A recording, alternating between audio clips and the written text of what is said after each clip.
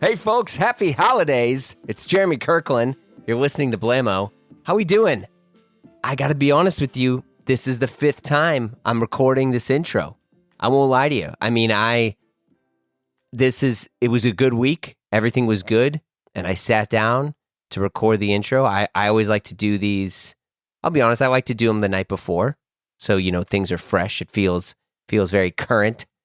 And I sit down and I record and I'm like, let me hear it back, and it's all fuzzy and things are all messed up. And it's because my kids were in here and my 3-year-old son somehow screwed up my board. It's crazy. It's so crazy. I can't even believe this happened to me. I mean, whatever. I fixed it after 2 hours of tech support. I had to restore the whole unit. I mean, it's crazy. But I'm just overwhelmed. But you know what? Here's the thing. Last week was a great week. It was still a great week, even though there was a bunch of weird tech stuff that just happened. I'm happy to say it was a good week. We dropped the first of many upcoming gift guides on the Blamo Patreon, and the Blamo Slack it's been popping. Such a good hang these days. I got a few more things happening, and then your boys in New York City for a bit for our upcoming holiday hang at the new Meta Lab on 5th Avenue. That's December 16th. More info about it later, but we are all very, very psyched for it. It's going to be hosted by myself, Mr. Giandeleon, and Jeff Hilliard, the Triple J Ding Dongs. You know us. But this week's episode, we have a phenomenal guest this week. He's a real designer's designer, Mr. Nur Abbas. He's based in Portland, Oregon, and he's designed for Margiela, Gucci, Louis Vuitton, worked with Christophe Lemaire at UniqloU. He was the design director for Nike's ACG, and even had a small stint at Yeezy. In addition to running his own brand and his own creative studio. I mean, the guy's resume is like a murderer's row of maybe someday I could design for one of those brands, and he's done most of them. But before I go on, something I was the most struck by, and you'll hear this in our conversation, was that with all these brands that he's designed for, like the ultra luxury brands and the more affordable brands, he thinks that there is way more in common than what we realize, and it was cool. We talk a bit about that. He shared his thoughts on a lot of things, but Nur and I, we chat about his design studio, Onlylight, his new project Parsel, gorp, Nike ACG, why it's the person versus the clothes, and designing as a team. It was an extremely enlightening conversation, and I'm very pleased to bring it to you. So hopefully all your tech's working while you're listening to this. Let's roll. Where are you right now? Are you in Portland? Yeah, I mean, very specifically, I'm in my studio in Portland, Oregon. Yeah, I mean, I've been in the studio for the past, it's almost 3 years now, and been in Portland for, 8 years, almost to the day, maybe. So, I arrived in Portland, 2017, in the middle of winter. I'd only seen it in the summer before that. I feel like that's how they get a lot of people. They bring them out in the glorious summer that Portland, Oregon experiences, and feel like it's paradise here. And then get to winter, and it's like, oh, yeah, this is what it's like half the year. But yeah, no, I appreciate it. Yeah, it's funny, because every time, whenever I think of Portland, I think of the Goonies, and I think of whatever, and you're like, yeah, man, I'm gonna live there, and then all of a sudden it's really cold and it's dark, and you're just like, ugh. No, that definitely hit this weekend with the time change, and leaving work yesterday in the dark. It was like, oh damn, this is we're here. But no, I don't know. I mean, that's the thing. I do love it here. I originally moved out here for work with Nike. I didn't know an awful lot about Portland, Oregon. I'd heard people talk about it. I remember, over a decade ago, speaking to a friend in San Francisco, which is another city I loved, and a place I'd actually thought about. I'd wanted to live there at some point. Mm-hmm. And they're like, oh yeah, a friend of mine just moved to Portland. I'm like, where's that? What is that? Why would someone go from San Francisco to Portland? Now I'm here. I'm like, oh yeah, this is kind of, this all worked out right. So Yeah. So wait, you'd said you moved there for Nike. We can kind of jump back a bit because I think Yeah. for many folks, whether they know you just for say like Margiela or like Lemaire, or even with Parsel, the new brand, and your own brand, your eponymous brand, that gnuhr's, like I feel like you have all these different avenues where people have learned about you. But like if you were going back, like where would you say all this stuff started? Like are you from the UK? Yeah, originally born in the UK. I mean, I was born in Dartford, which is, just outside of London. I moved to Liverpool. I moved to Grimsby, to Lincoln. I don't know if you know all these places, but where I kind of grew up was a town called Lincoln. Very rural, very flat, kind of boring part of the UK, very historic. Was desperate to escape there. Went to study just outside of London in Kingston. And right after that, I mean, I guess where this kind of like fashion journey started was probably there, actually. I'll give a shout out to Griffin Studio. I mean, maybe formerly Griffin Laundry. I don't know if that's a brand that you know of, but maybe a few people will recognize that. That was the first job that I had. Started out as a kind of internship and then kind of progressed into a little bit of work here and there.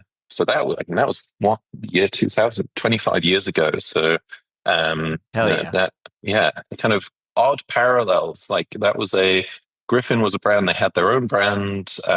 Also eponymous Jeff Griffin ran that. And he had a studio where they were designing the brand, but they were also consulting, working for a lot of Japanese brands. So oddly kind of, full circle in a way that, different part of the world, but 25 years later, still doing kind of similar thing. But yeah, that was during my time at college. And I graduated. I was ready to kind of go work for Griffin, and kind of tagged on to a trip to Paris with some of my friends who graduated at the same time, and literally kind of had a portfolio, like, big. I mean, this was before everything is digital, just like a big, heavy portfolio full of paper, full of drawings, things were kind of pasted down and whatever, and knocked on doors. Literally, our college had a list of addresses of fashion companies and houses and designers, and we got the list and went to Paris. Didn't give anyone a heads up, no emails, no DMs, nothing like that. Just like, hi, like we're here. Actually, a surprising amount of people like let us in and were curious enough to kind of look at our work. A few people were like, we're not interested. And one of the places that opened their doors, I think it was actually the last place we tried, just because we thought there's absolutely no chance that even anyone will speak to us there, was Margiela. And we were kind of lucky that we showed up at the right time. Someone let us in. The menswear designer who just joined pretty like shortly before that looked at our work, and essentially the next day I had a job offer. And what? That kind of, that was, I don't know, I'm very lucky. That's the thing. I mean, this is what I say over and over again. I mean, I've been extremely fortunate and privileged to work for, some of the best brands in the world. And that I think that kind of helped start it off, because, I think once I kind of got my foot in the door of Paris, let's say, like Margiela was a good way of kind of getting in there. I think that opened up a lot of things. Margiela didn't actually last that long. I don't know if anyone really even knows me for that. I mean, that's probably in my kind of bio here and there. But yeah, not long after that, I spent about a year there, went back to London. That's where Gucci was based at that time. Mm-hmm.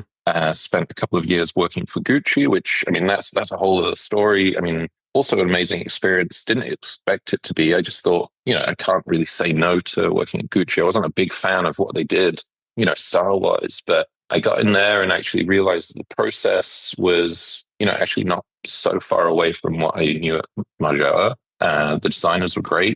Well, can we pick at that for a second? Because I think a lot of people who are designers now feel that their personal identity is often completely wrapped up in their work, right? And one thing that you said earlier is that you were like, oh yeah, like I wasn't really that into it. I mean, to paraphrase, in the sense that like you weren't head to toe Gucci. No, not at all. No, that's the antithesis. Margiela was my dream job coming out of college, and that was literally white. And at that time, like Gucci was put black, a white sheet on the couch. Exactly. Like Margiela was kind of rough and white and painted and kind of cracked, and Yeah. Gucci was black and glossy and like, I don't know, it was really like polar opposites. But I think back to this idea of identity, I don't know. I mean, I think oftentimes, over the years when people look at my portfolio and see the work that I did, and they go, "Oh wow, you did really diverse things." And it's like, well, yeah. I mean, I'm a designer. For me, a lot of design is just about fulfilling a brief. It's a service job in a way. That my identity as a designer isn't necessarily. I don't necessarily think of it as kind of an art, like as an artist, or like this is what I do, take it or leave it. Yeah. It's more like there's a brief. I'm here to fulfill it as best I can, and hopefully I have enough range that, I can do that at a bunch of different companies. And yeah, I mean, that ranges from Margiela to Gucci to Vuitton to Nike to UniqloU to, the more current projects. I mean, yeah, different products, whether it's kind of bags and carry, performance, sportswear. I mean, even, yeah, actually one of the latest projects has been a bit more kind of news about that. This week we designed an outfit for a robot. Yeah, these are all kind of services that we offer from the studio. I think in a way that's really refreshing to hear, but it's also a bit shattering because I think, again, like so many people, when they think of designer, they think of like this uncompromising artist who all of their work embodies, they're wearing the jeans that they're designing because of course you design for yourself, almost this like hedonistic pursuit. But like, yeah. Where do you think some of this stuff came in for you where you're like, where you got to the mental state that, like you were saying, like fulfilling a brief, right? So you walk into Gucci and you're like, you've cut your teeth a bit at Margiela. What made you feel that you were able to do it other than just like, well, it's a design project? Yeah, I mean, I think that's the other thing. I'm kind of willing to give it a go. Like, it wasn't like, I don't know, maybe I was kind of young and delusional. It's like, yeah, sure, I can do this. But that's the thing. I think there is a kind of part of design which is a service, like fulfilling a brief. Mm-hmm. And I think that's. I think there's another part of design which I don't know. I often talk about of this idea of kind of seeing opportunity that maybe not everyone else sees. Like Henry Ford quote of like, if I ask the customer what they want, they'd ask for like faster horses. It's like, seeing an opportunity of making something that people don't necessarily realize they want or need yet. And creating that. And I think that's where kind of vision comes in. And that's where kind of, amazing designers, again, back to the examples of Margiela and Gucci, like, Martin was visionary in what he did. And, he was not necessarily just a designer fulfilling a brief, but he had a vision and fulfilled that. And that vision was maybe the brief. Same at Gucci. Tom Ford from, that time was visionary and, set up, codes and change the industry essentially. And, there's plenty of designers like that. Not everyone needs to be a visionary that's going to change the industry. But, I think there's these different levels of what it takes to work in design. And, I think maybe then there's also this more subtle side of things where I don't really think about it as being an artist and, making a big statement or, anything like that. But I do think like any craft, the more practice someone is, the more of a kind of handwriting or a style that develops. And I think there's certain designers that have like a strong handwriting. You can tell, someone like Christophe Lemaire, it's like, I mean, just by the cut, the position of the pocket, these like subtle details. He's not making like grand gestures, but that it's like his handwriting, that like he's touched it. Like he's a designer. Like he'll sketch the idea. He'll kind of obsess over something in a fitting, and you see that come through. I think that's also what speaks to people. So I don't know. There's these different levels. Yeah.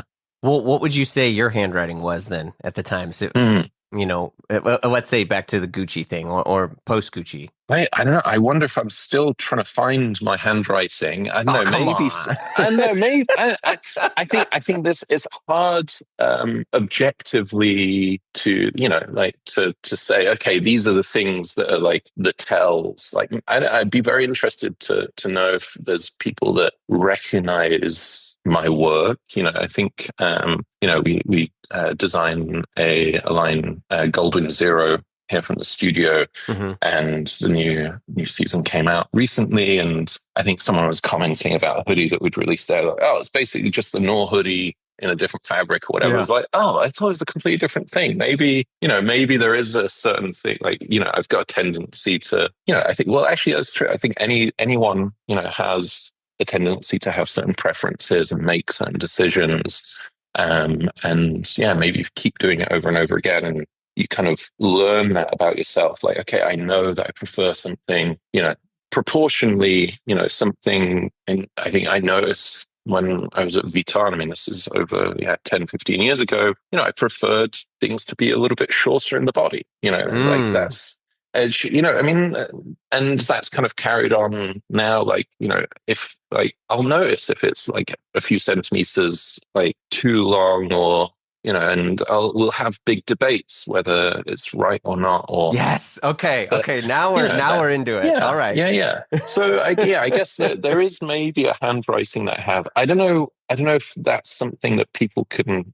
I don't know if I've made enough of my own work, let's say, for people to recognize that, because again, back to this idea of design as a service and a brief. Hopefully when I'm working for a big house, I'm, as a good designer, hopefully I'm supporting the codes of that house or company or designer. Hopefully you don't, like, when you're watching a Kim Jones Vuitton show, you're not going to be seeing it and be like, oh, that's so Nur. Like, hopefully you see it and you're like, oh, that's a good Vuitton show, and you can see Kim's handwriting in it. Yeah, maybe now with Nur brand, GNUHR, that's probably the closest thing where I've got the final sign off. Like, there's more personal decisions being made there. Yeah. And maybe that's the closest you're going to see to, my handwriting or my vision. And I think maybe the difference there too is because not just on a design level, but the business decisions Oh yeah. are mine. And that's the other part of it is fashion, or like making clothes, garment trade, whatever you want to call it. It's so intertwined with the business of things that it's not just the creative decisions. It's not just about the sketch that you make at the beginning of the season. There's so many other people involved. It's such a collaborative process. The way that things are sold, merchandise, the art direction, all of that ties into it.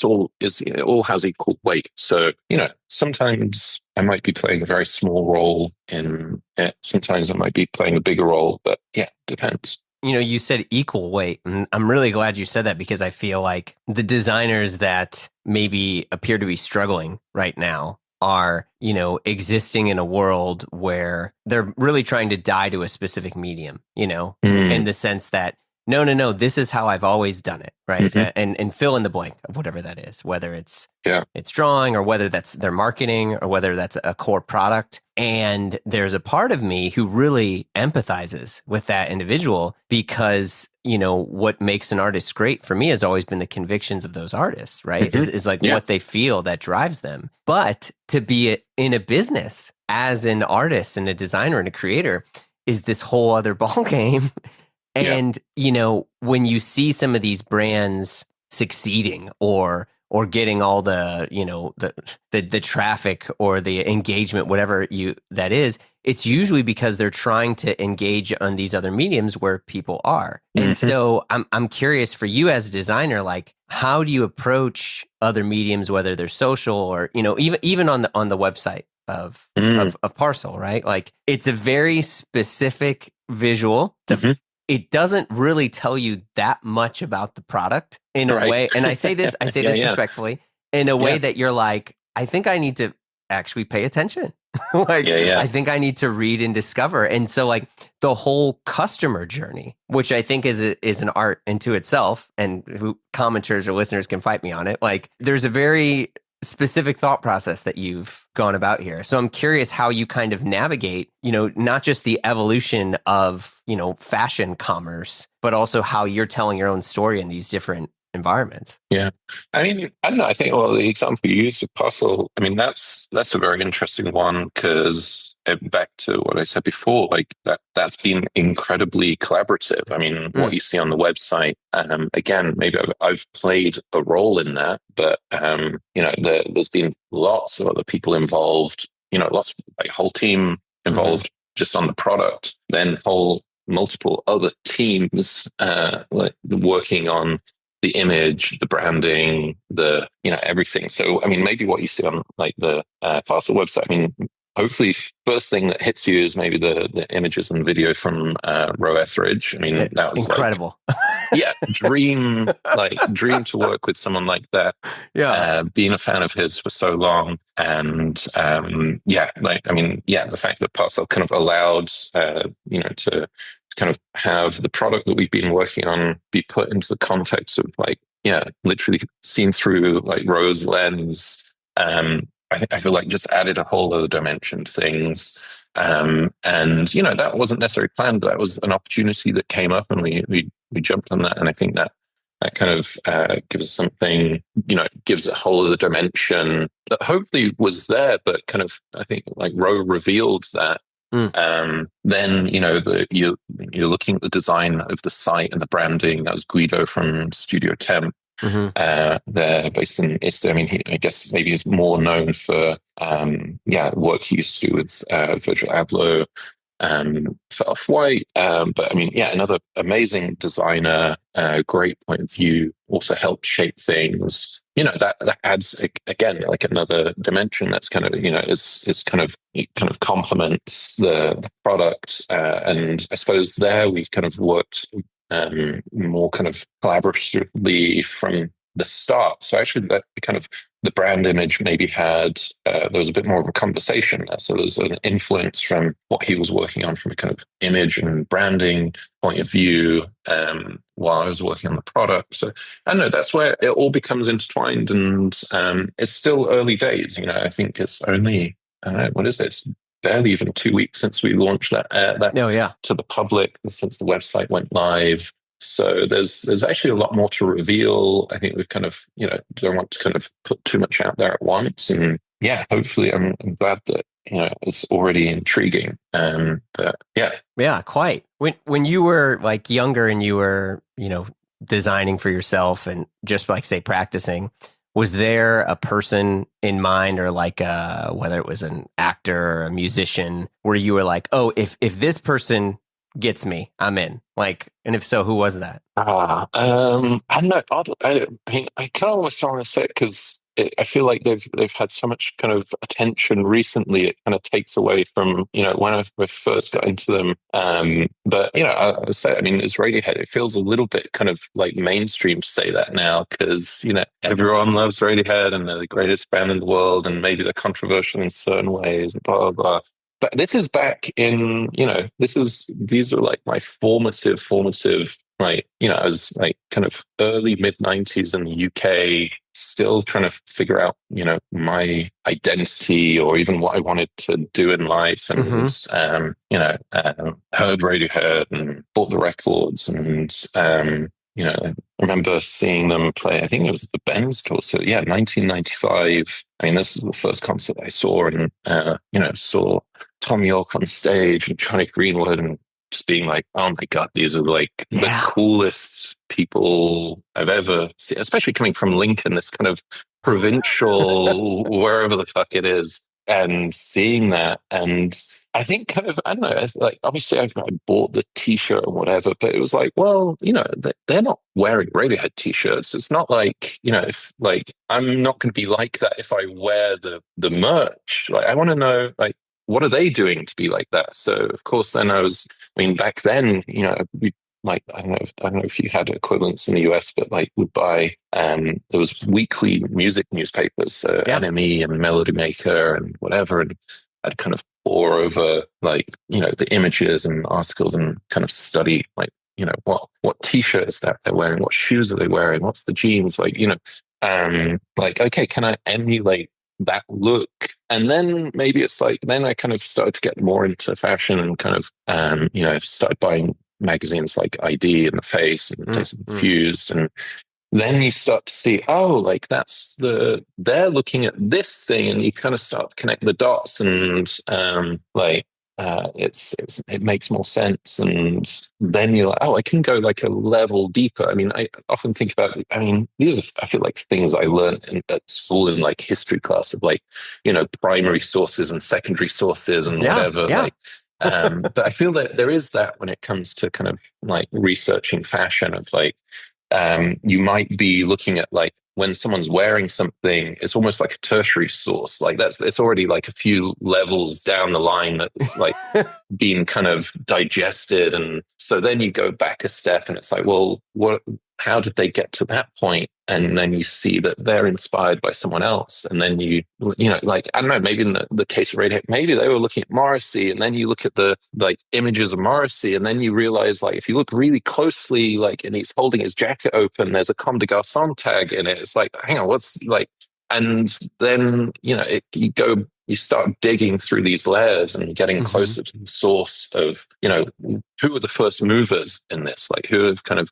like these kind of first movers of culture and fashion, and yeah. So I mean, Tommy Hawk was definitely an inspiration early days. I think actually a kind of high point.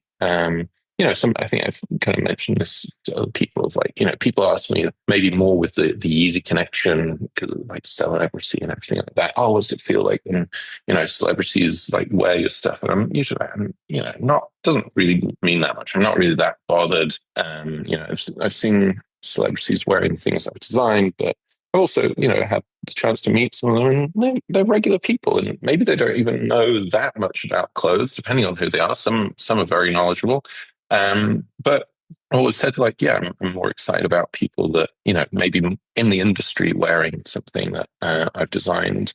But I think my high point of seeing like, someone, celebrity sizing. I remember going to, again, like this was a few years later, maybe early 2000s, Radiohead concert, and seeing Tommy Hawk wearing a Margiela kind of, biker jacket, gilet, that, I helped design. I mean, I can't take any like full credit, but like, it was something I'd at least like touched and sketched, and, I was like, oh yeah, okay, this is like a nice full circle kind of. That's huge. So I mean, but I don't know if I've got so many references like that. I mean, I feel like I've been asked that before and kind of fumbled answers. Remember having an interview.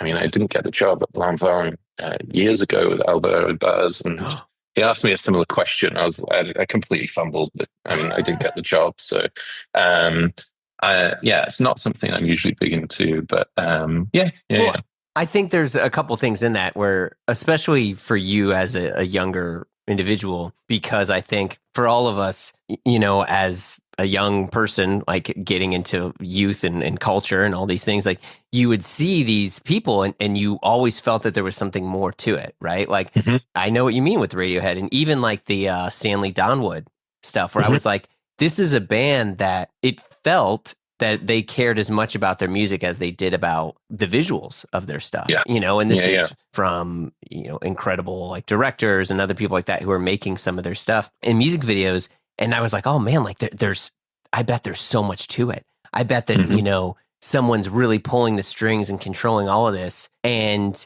so I worked in the music industry for a while. I worked at Beggars, and Damon Albarn to me is everything. I love him so much. And also, like, I think Think Tank is the greatest Blur album, even though people are like, that you're an idiot, that's blasphemy. And I remember meeting Damon, and I was like, I don't know, in my mid 20s. And I showed him a photo of himself. And I was like, hey, I was like, you had this amazing like chore coat on and you Yeah. had these jeans. And he was a bit caught off guard when I showed it to him. And I was like, I've always loved your style. And he was like, mate, my style's rubbish. Like, he was like, I don't even know what jacket that was. I don't know. He's like, I think the jeans were like Lucky Brand. He's like, no, it was, he basically just completely shat on himself. And it knocked the wind out of me because in my head, I was like, oh my God, like you're the like source for, I was looking at Damon Albarn's fits, like trying to emulate them, Yeah. when I found out at the end of the day, he didn't even think about it. And so a part of it destroyed me. But I think that I don't know. Actually, you're getting to the core. I mean, I love clothes. I love fashion. I'm like, interested in, all aspects, like whether Sure. it's kind of functional side, performance side. But ultimately, I mean, I think you make a really good point there. Like, they can only do so much for you. Yeah. Like, maybe it's not what, I don't know, I'm kind of bastardizing a kind of idiom, but it's not what you wear, but kind of who you are. Sure. It's like, it kind of doesn't matter. If you're the right person, it doesn't matter what you wear. Yeah. Which I think maybe says like a lot about how unimportant clothes are. They can help. And you know what? I think they can help you. I think that's maybe why they have so much weight. Like, you can feel like a different person when you put different things on. You can feel like a different person if you put a good suit on. You can feel like a different person if you put like good performance gear and it makes you feel like you're going to run faster or whatever it is. But maybe ultimately it's like that. The thing that changes is how you feel about yourself. It's not the clothes, or like they're not changing you. But I don't know. That's the thing. Someone like Damon Albarn, it's like he's fucking Damon Albarn. Like, it doesn't matter what he wears; he's going to look cool. Maybe the same with a lot of things. Like, I mean, that's interesting thing about maybe how, I don't know if it's not necessarily celebrity, but anyone that kind of has an impact on kind of culture and fashion. Yeah, maybe they aren't thinking about it that much, but they, they're enough of someone, they kind of count in whatever way, whether it's because of what they've done or the confidence they have or how they feel about themselves, that people will look at them and see what they're wearing and be like, I want to be like that. And one of the easy things to do is to put the same clothes on. Yep. But maybe back to this thing of like, if you dig a little bit deeper, it's like, well, maybe you can be like that if you learn to play an instrument and have the confidence to perform, and then you will look cool, whatever you wear. I don't know. I mean, again, I think, it's like, it's always like there's other things below the surface. Yeah. Was there anything that you either bought or wore or even designed that when you put on, you felt different? Where you were like, oh, wait, this is, I am complete. Mm-hmm. Interesting. I don't know. I mean, I think lots of different ways. I mean, I remember, again, going back years, Sure. first time I bought some Comme des Garçons pieces, and I felt so cool. I mean, that's the thing. It was like, damn, like this. It just felt so like there was something. The whole package, because it was like the clothes were cut really well and just felt really good. I mean, this was years ago. I think they were probably on sale at Brown's in London when I was probably racking up debt on credit cards as a student. Love it. But I know it was worth it. It was like, it felt great. And I don't know, similarly, as much as I love kind of technical gear and kind of performance and think about, that's maybe the focus of the studio these days is more on kind of, practical purpose. I still love wearing a suit, I feel like that changes the way you stand. I don't know. I feel like this kind of having this like column of the same fabric and color, and I don't know. It feels like you have a little bit more presence. It feels like you can approach things in a different way. So yeah, I mean, I still love wearing a suit, and I mean, I've got lots of suits of kind of, again, like then you get into the subtleties of the way that it's cut, that the will have a different effect on how you feel and how you present yourself. But then, back to this idea of kind of practical purpose and performance. Like, I mean, actually, yeah, one of the products, so far away from a suit, the shorts that we make now at gnuhr, like the warp short, when I run in those, like, I don't know if I'm like, I don't know, maybe there's a sense of pride. I don't know, because like I produce something that I feel actually works. It's like, like when I'm running in those, I'm like, damn, these actually work. Like, I'm almost surprised at myself. It's like, we nailed it. Like the fabric feels great. I don't feel like I feel unhindered. The pocketing system that we developed, like I've got stuff in there and it kind of disappears, and I'm like, oh, like, yeah, like, I don't know. I mean, again, it's not necessarily the item itself; it's the effect that has. It's what it can do for you. Like, the function. Yeah, like, whether it's the kind of maybe more kind of psychological effect that like a suit has, or the practical effect that if you're out, like, I know, in the wilderness, and you put like a puffy jacket on and you're like, oh, I'm comfortable now. Like, I can deal with this. Like,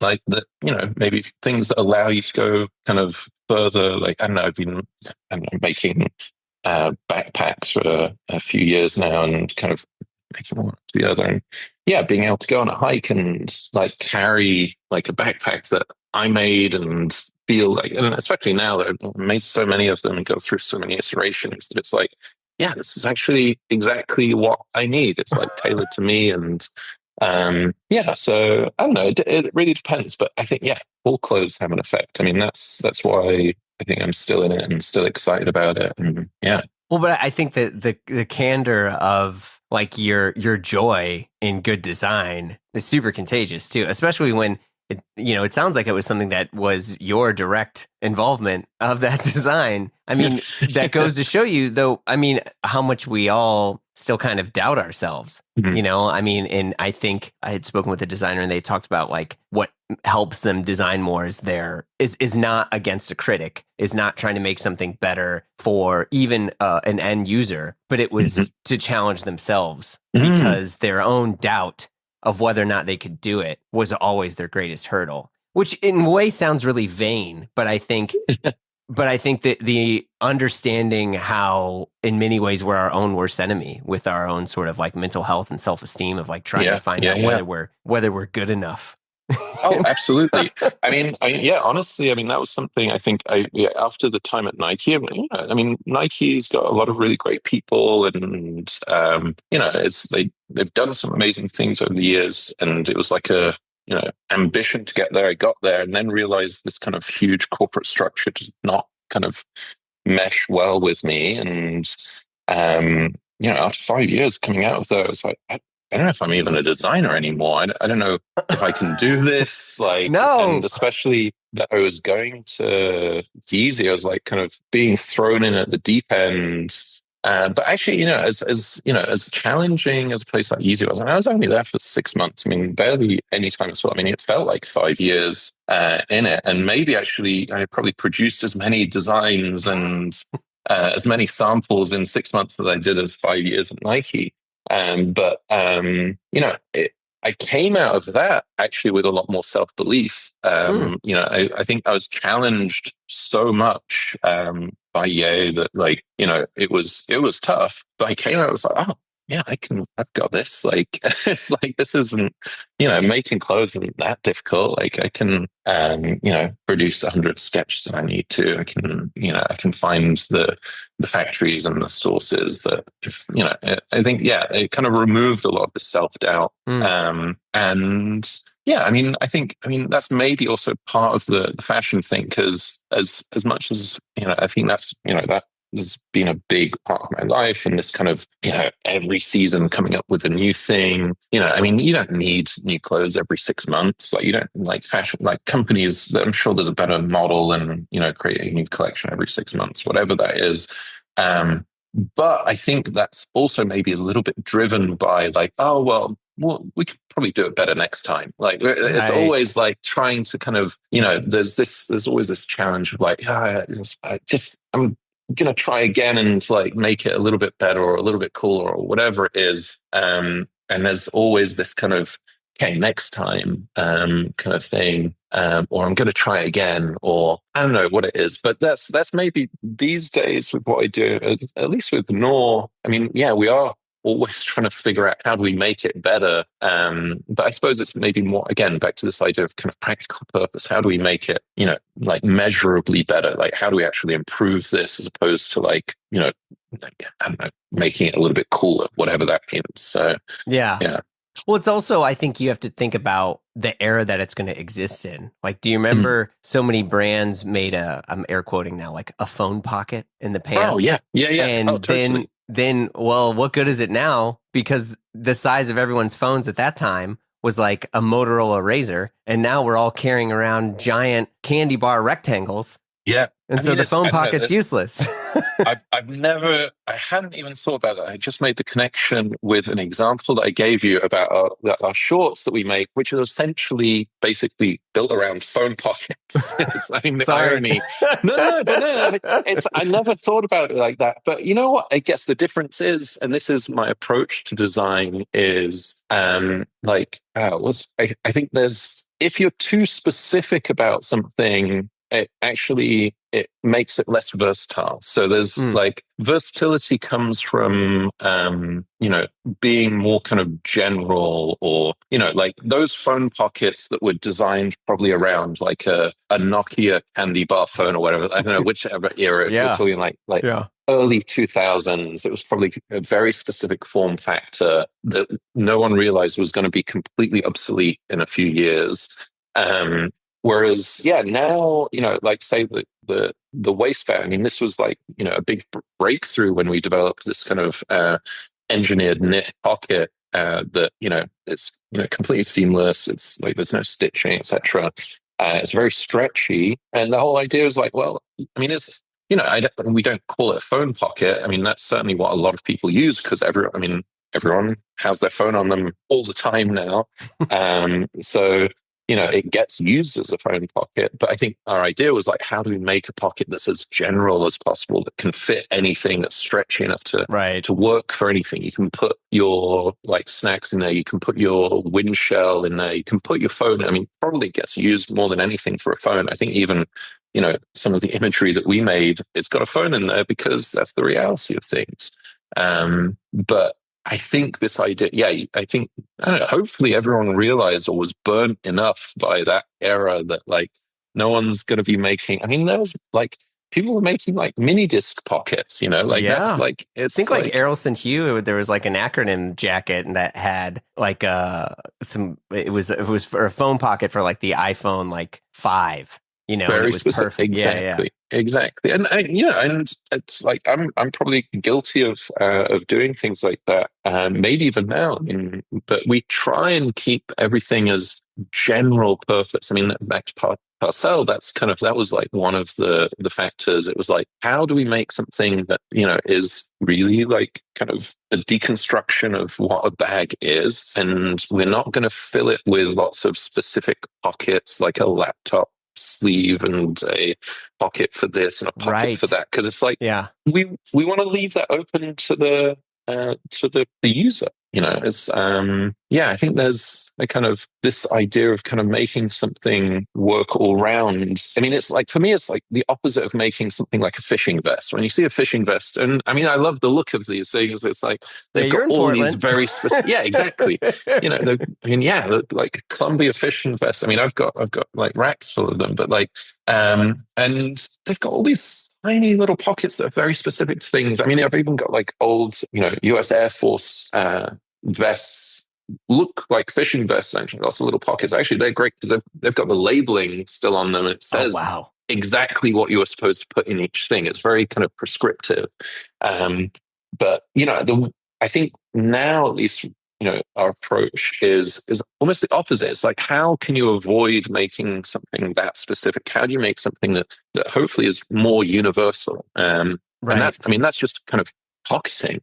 I think that, that same approach when it comes to fit, when it comes to like, I think more and more so kind of thinking of this idea, how do we make things that are universal? How do they fit different people's body shapes? How do they fit different people's lifestyles? How do they work for the outdoors and in the city? This idea of kind of broadening what these products can do. The last thing I want to do is make it so specific that it has like a single use case.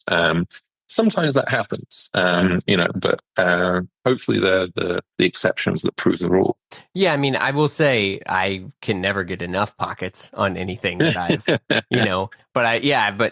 I would always laugh and I'm like, oh, it was for this. Well, I'm like, well, now that I'll be honest, that same air quote phone pocket, I now use for my oversized car dongle to get, because I need a remote the size of my palm to get into my car. You know, so there's always something else that I can use it for. But I think sometimes, there are these brands that exist where they're like, oh, we made the only wardrobe you'll ever need. And like, right. And I don't think that that's bad per se. Like, I'm not here to just like talk shit. But I think sometimes it is, say, a mild disservice to your end users when you assume that they only everyone does the same thing. And it's like, well, no, they don't.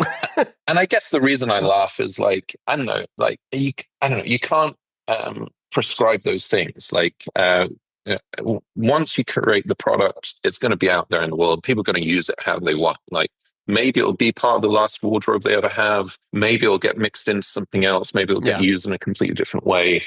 I think, we're very aware of that. Of course, every brand kind of presents this image of this kind of like holistic, this is how it's all used together. And I think even, with Nur brands, like, it's kind of built on this concept of like, okay, this is what you would kind of take with you on a backpacking trip. And kind of that gives us certain kind of parameters.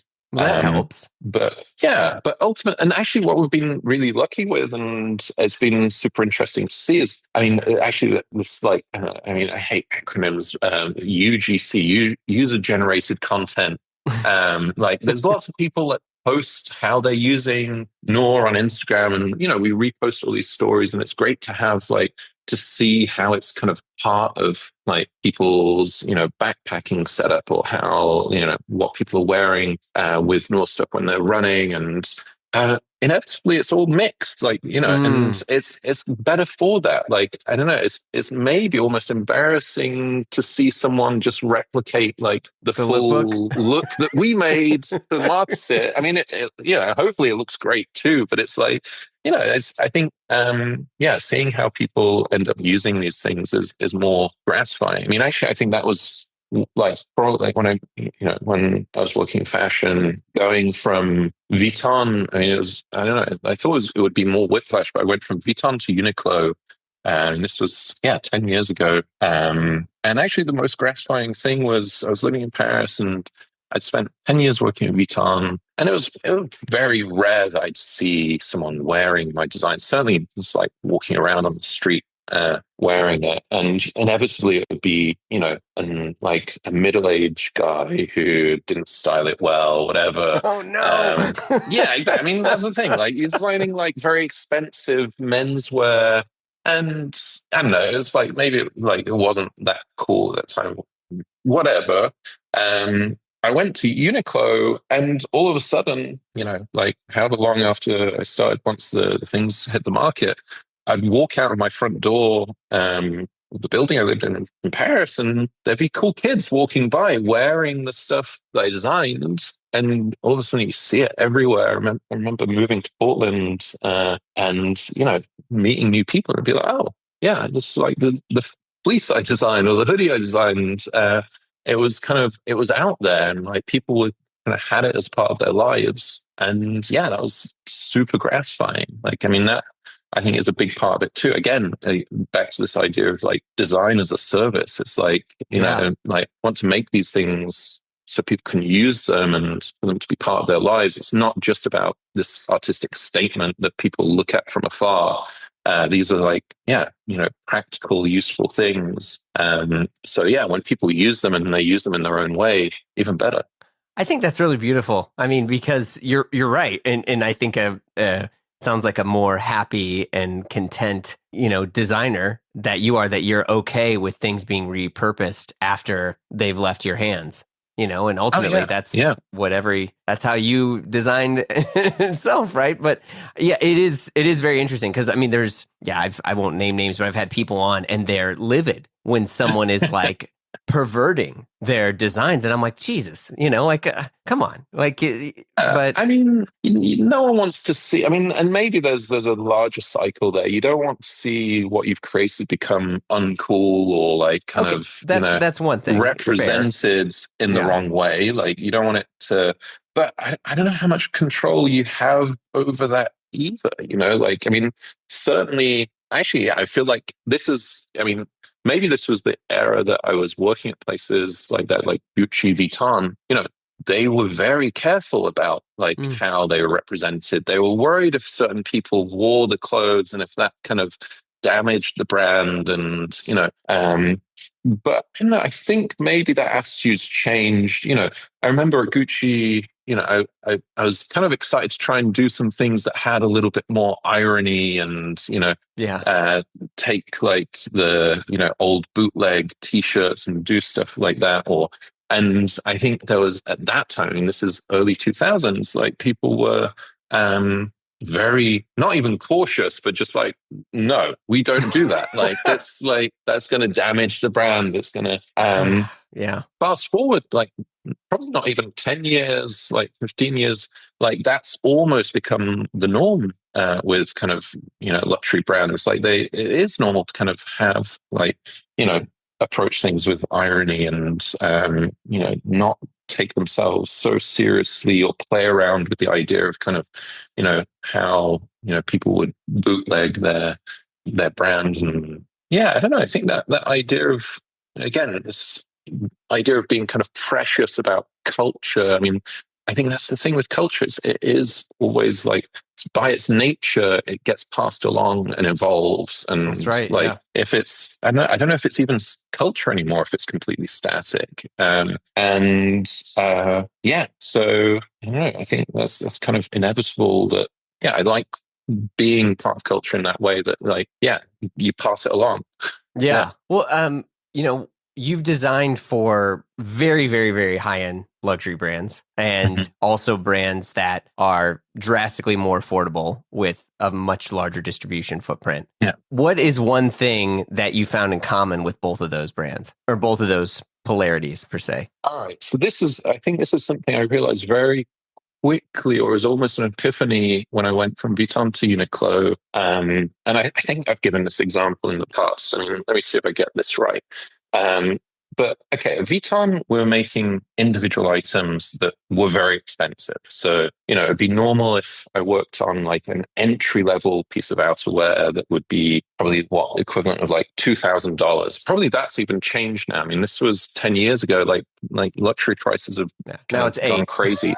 Yeah, exactly. Like, so I completely lost track of that. But like each individual piece was very expensive.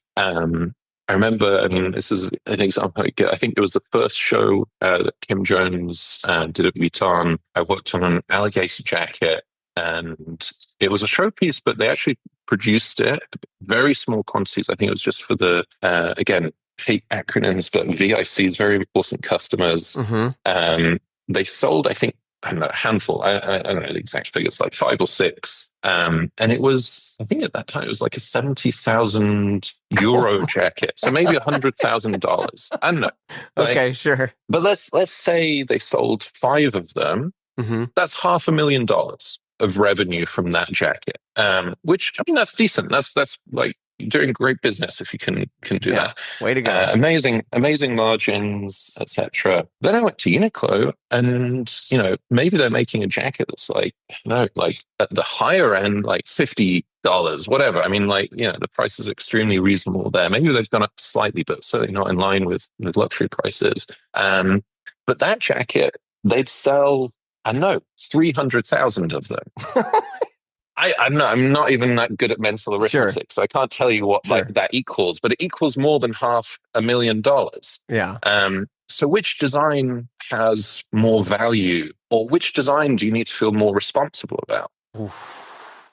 Because either way, it's like you don't want like any returns on a like $100,000 jacket, because like one return, it's like that's already like Yeah. 20% of your revenue gone. There's a big responsibility. You create something that's meant to be the best of the best. So you feel a lot of responsibility as a designer. Like you you you want to make sure it's really good. But that $50 jacket, okay, if someone returns it, no big deal. But if 20% of the people return it, it's the same problem. And actually, it's a much bigger problem because that's a much, much bigger amount of revenue. And maybe that, like, you have a greater responsibility to more people to make sure that design is done right. Yeah. That it has to, it's kind of a bigger challenge in a way. It has to please more people. It has to do more with less. I know that being kind of cliched. But the commonality is, the sense of responsibility that, like, either way, you're dealing with, fortunately, they're other people's money, but you're dealing with, big amounts of money. You're dealing with, again, I'm not doing this in isolation. There's, big teams of people that are working on this. So you kind of owe it to them too. Right. You don't want to, again, I'm playing a role as a designer, and there's lots of other roles that make these things work. I don't want to let those other people down. And again, those things are completely the same, whether it's luxury or kind of, more kind of mass democratic, lower price points. And, some ways, again, I think there's big kind of economic factor in all of that because, if, say, you're making something and it's not about selling, again, that's maybe where it becomes more about art. I don't know, if you're just an artist on your own, maybe you don't have that responsibility to other people. You don't necessarily have that kind of economic responsibility. I don't know, maybe there's other responsibilities. I don't want to talk for other artists. I don't know what that means. I haven't thought about that deeply enough, but I think as a designer, it's something I do think about a lot is, there's responsibility there. Yeah. Well, I don't think I thought about the full reach in terms of the, 5 to say 300,000. That's gargantuan, in your differences. Oh yeah. There. And it gets even crazier. A place like UniqloU, they get into millions of units. Same with Nike. That's I think they call themselves the biggest apparel company on the planet. They're making things that, everyone knows. I think this is something where every 5-year-old knows what the swoosh looks like or can kind of draw some approximation of the swoosh, and probably more than any other logo. It's my son's 3 and he knows the swoosh. Exactly. I think I remember getting a pair of Nike sneakers when, how old was I? Maybe 6. I don't know. I was very young. I didn't even know what they were. I just happened to get them, and it wasn't until I wore them to school and people were like, "Wow, you've got Nike sneakers." I was like, "Oh, okay." I did something right. But there's a responsibility to, even a responsibility to the value of the brand in other people's minds, the kid who wears the Nike sneakers to school and gets the kind of the compliment. There's this responsibility to make sure that brand is still means something to those people. Whether it's being sold to 5-year-old kid or a middle-aged businessman or whoever it is, but I don't know. I think there's a lot of commonalities, at least for me. Again, I've been lucky to work for, I don't know if it's like that for every brand. I don't know if it's like that for every mass market brand. Certainly the places that I got to work, and probably maybe the reason I wanted to work for those places is because you had a lot of people who really cared about the product they're making. That's kind of core of it too. It's I really care about the product. I want to make the best product. I want to work with other people who want to make the best possible product. And you can, again, design is a fixed cost, it costs the same to employ a designer at Vuitton as it does at UniqloU, as it does at Nike. There's variation, but it's about the same. Yeah. It's a fixed cost. So the product that comes out of it, whether it's expensive or cheap or however you want to call it, good value, that kind of design part is, you got to make the most of it, depending on how much product you can sell and the the economics of it all. So Yeah. yeah. Well, what keeps you getting out of bed these days in terms of design outside of Nor and Parsel? Like, do you have a desire to get more into furniture? Is it more the growth of a company? Is it, you chuckled when I said the furniture. I didn't know if that struck a I don't nerve. know. I mean, it's funny because when we started the studio, I think for a while we were playing around with some like furniture stuff, and I don't know. We were talking about how like interiors and furniture are kind of maybe the new fashion. They I are. hadn't thought of, yeah. Oh, really? Okay. I hadn't thought about that for maybe a little while, in fact. So maybe that's why I laughed, because it kind of reminded me. And I guess maybe furniture hadn't been something that I was thinking about a lot recently. But saying that, with Parsel, like we just launched, just a couple of weeks ago. One of the first things we did was an installation at Dover Street Market, Ginza, Tokyo. And part of what we did for that was build an entire kind of installation, like a shelving unit with a seat built into it. And it's all based on the same kind of, because Parsel, we talk a lot about systems and modularity and kind of things kind of working together and kind of interchangeability. So like the shelving system that we built was based on the same kind of like modular kind of framework that we created for the the Parsel products, the bags and whatnot. So actually, in that sense, we're kind of, I mean, I didn't design the shelving unit. That was an architect that was working with Guido, who's working on the brand side of things. So, but it was, that was very integral to the whole thing. Again, it's like this idea of kind of, all of the whole package is meaningful together. And, I'm playing my role in terms of creating the product. But that's, both literally and figuratively being supported by these shelves.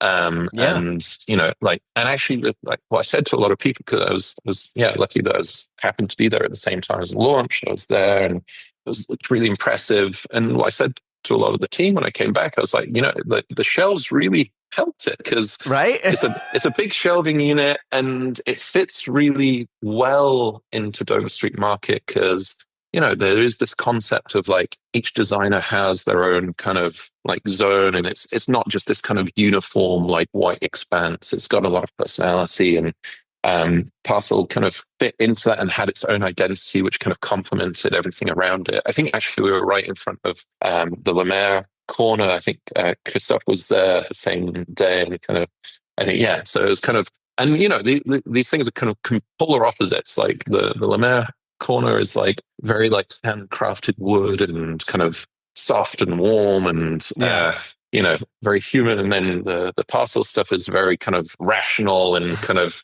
metal and kind of EVA foam, and it's a whole other thing. But again, I think that it's interesting to have those kind of interplays and exchanges and things like that. So furniture, but I don't know if I'm necessarily actively considering like making furniture. I think I had this idea of like, is there some kind of ultralight kind of backpacking like camp furniture that I could do? Other things, no, I'm just excited about new ideas. I mean, one of the new products we developed in the studio for Nur was a ultralight backpacking sandal, and that we're producing in-house because it's 3D printed. Whoa. And we basically, I mean, this has all happened in the past kind of few months. I mean, the sandal's in development for maybe the past year. And then in the past few months, we kind of really got it going. And then even we launched it just a few weeks ago. And in that time, we essentially built a print farm in the studio. So, that's like a whole new venture, new territory. I mean, I've been interested in like 3D printing for decades. But now it's like, I actually get to play around with these ideas of like, maybe we can bring like the manufacturing in-house, have complete control. That's been super exciting. I mean, shout out to Jack Dorrance, one of the designers here, who kind of spearheaded that, and that's been super exciting because that's it feels like new territory. And no, like we've got so many projects on the go. It's like that.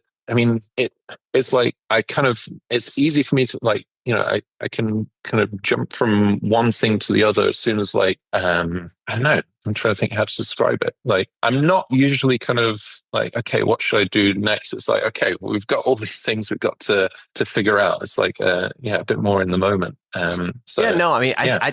I think that's great. Yeah, but I always feel like so many other designers where it's like the final frontier for them is furniture, which Interesting. Maybe it's my own sort of skewed data that I have, but I feel like that stuff happens. And I think a lot of it has to do with probably with social media and the fact that we're just seeing more of people's homes and we're seeing more exactly of these personalities. Yeah.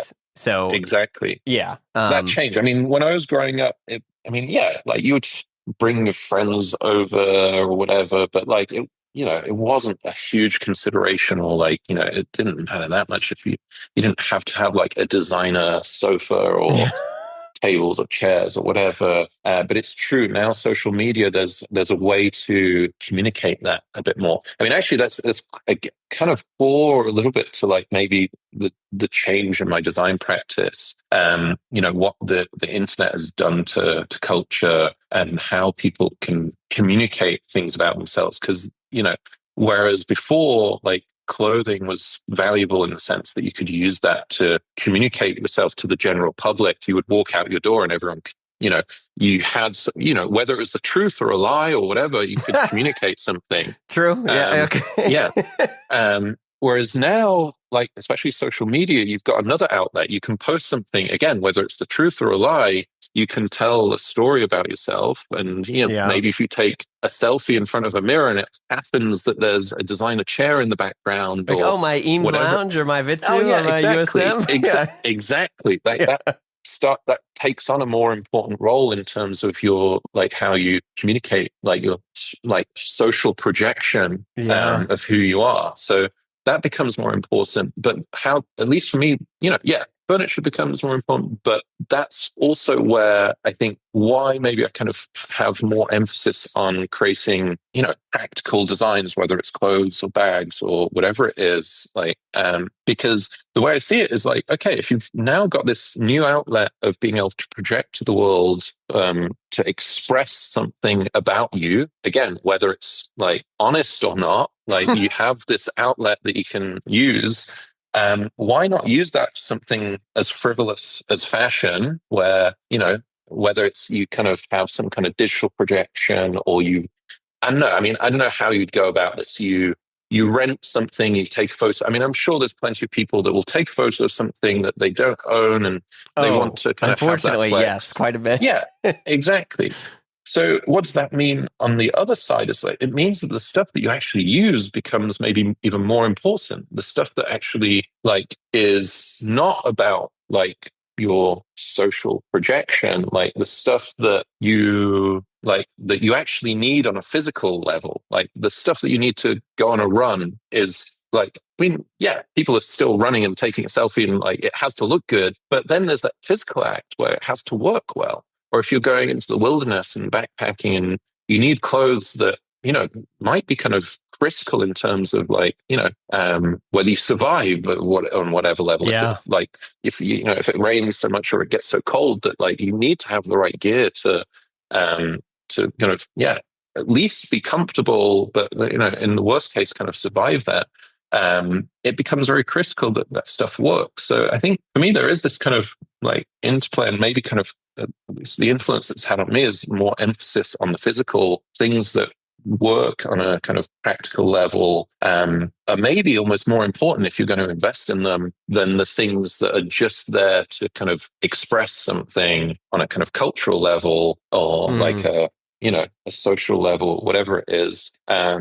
Because, there's maybe other ways that you can go around that. You don't necessarily have to invest in a, $5,000 coat to show people that if there's another way that you can do that with, less of a footprint online, at least it's more efficient to show it online. If you put a picture on social media that could reach hundreds, thousands, millions of people.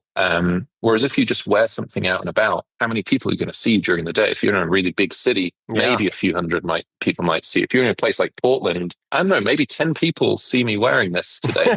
I don't know. I think that's changed the dynamic, whether it's about what types of clothes people wear or what type of product people are interested in, whether it's clothes or furniture or, otherwise. Yeah, no, I think that's true. I mean, it's funny because I always think about how it felt like everyone got into to Donald Judd overnight. Where it was just like plywood chairs and and all these people kind of like signaling where it's like this chair over here, this little exactly. plywood. I mean, there was I think the Judd Foundation. I don't know if they sued Kim Kardashian. They did sue Kim Kardashian. Okay, they actually sued it. Yeah, only because she said they were authentic or something. Yeah, exactly. But like it was this thing of like, look at our like studio kitchen with the Donald Judd table and chairs. And it's like, they do become like, that it is a new set of signals that people have to use. Yeah.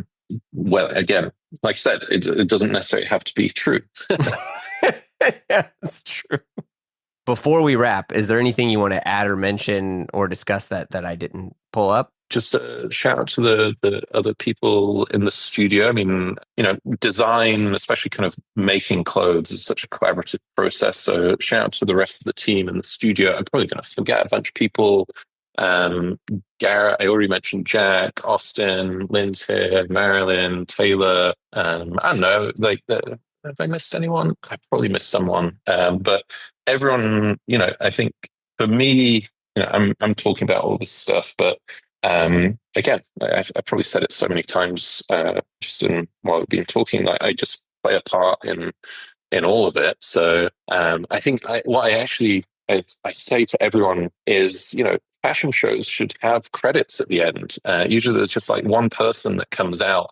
This is where I think Hollywood got it right is, like film ends and I don't know, 5 minutes, there's just name after name after name after name. And actually, I think I'd love to know. I mean, I should probably research this. Like, I think producing a fashion show is probably budget-wise can start to get close to a Hollywood film, especially if you think about you've employed. I mean, the Dior shows that you were involved in, those were 7-figure shows easily. Like Vuitton, yeah. I mean, but if you consider you've got a whole team of people working for 6 months up until that point, because the show itself. Excuse me, I said Dior. Yeah. But no, I mean, but Dior Vuitton, I mean, it's all LVMH. It's kind of the same thing. Like that day, there's going to be expenses for millions of dollars. Yeah. But imagine, actually, the biggest part of those expenses is like 6 months leading up to it. Like, it's true. You're employing all those people. There's people in the design team, the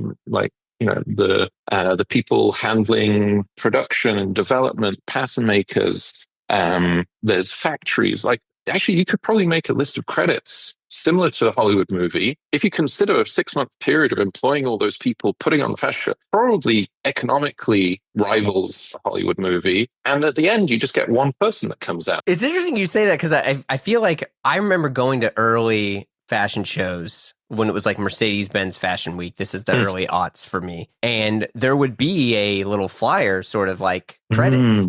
Of everything, right, and all the people that were involved. Now, in most cases, it wasn't, it would just say the makeup by, this agency. It wouldn't have every single artist, etc. But there was more credits. And I think it's interesting because I've maybe talked to close to 500 people on the pod now. And I think you were the first artist designer sphere who wanted to ensure that you called out the rest of your team. I'm dead serious. There's no one else I can think of ever who was like, well, wait a second. And I don't know, that's just the team of people like kind of here in the studio today. I mean, there's multiple, there's so many people involved in this industry. And I think it's a bit of a discredit that, I'm not, I don't know if any of your listeners even know who I am. I'm kind of nobody, in the great scheme of things. Come on. But I'm the one that is kind of, the talking about it. But the reality is there's all these other people doing the work, all the different, there's the Parsel team is amazing. I think hopefully I already mentioned like how much credit goes to them in terms of like making it as what it is. Goldwyn, I don't think I even talked about them. I mean, yeah, I love working with them, and again, like that's a particular project where the collaboration is so important, and what they offer and like what we offer from the studio is so important. I don't know. Yeah, I mean, again, full circle, and I should wrap this up. But like, going back to Margiela, I mean, that was like the dream in a way. I mean, I always loved like their press releases when like they talked publicly. It was always we. Maybe not everyone got credit. But I mean, there is the famous, I think it was Annie Leibovitz photo of the whole team, and there's a chair like with no one in there that's there from uptown. I think there was that attitude back then of like, removing the designer and giving more kind of emphasis to the team. I think we should get back to that. At least that's where I think Hollywood gets it right. No, I think with that attitude, I mean, you're on the way. I mean, all it takes is for people to actually normalize things for that sort of stuff to catch on. I mean, and I think sometimes many people, they're so caught up in just trying to look like everyone else, and because that isn't the norm. I mean, yeah, exactly. And does Jonathan Anderson really make that many freaking collections? Like, come on. But I mean, it's he's playing a role. Like, it's an important role. Yeah. I think actually last night we just started watching this documentary about Martin Scorsese, and it's great. It's an amazing story. Yeah, it's an amazing story, and I have so much like respect, especially like a director that can put together. I mean, that seems like such a gargantuan task. But I don't know, yeah, like it is a role still. Like, you can be an incredible director, you can bring it all together, and that is important. But without the rest of everyone else, like, what is it? It's like, again, that's a very kind of very collaborative industry. So make sure everyone gets credit. I could probably do more to put that into practice, but something I think about a lot. Well, Nur, I wanted to thank you so much for your time and everything today. It was great talking to you. Really, really appreciate it. Oh, likewise. Yeah. All right. Cheers. You've been listening to Blamo. Our show is produced by Blamo Media. We're edited by Amar Lowell, and our theme music, as always, by the mysterious Breakmaster Cylinder. If you like what you heard, you know the drill. Share the pod with a friend. Leave a review on Apple Podcasts. Give us 5 stars or thumbs up on whatever other thing you're listening to us on, whether it's Dingledorp or Bing Bong, whatever it's called. But you can also follow us on Instagram for all the hot content. If you want to talk to us and give us your hot take, we'd love to hear from you. You can send us an email at info@blamopod.com. Last but not least, super ultra important, if I had a air horn, I would press it right now. You got to come and join us over on Patreon, because the fun never stops over there. Look, the live show, the free show, whatever you want to call this, we take breaks here and there, but Patreon, it never stops. And we also got exclusive shows like Die Workwear, hosted by Derek Guy and Peter Zotolo, and the Triple J Show, hosted by yours truly with John Moy and Gene DeLeon. There's just a ton of stuff over there. So check it out at patreon.com/Blamo. If not, no worries. We got hundreds and hundreds of free episodes in the feed, and more to come. So we will see you all soon.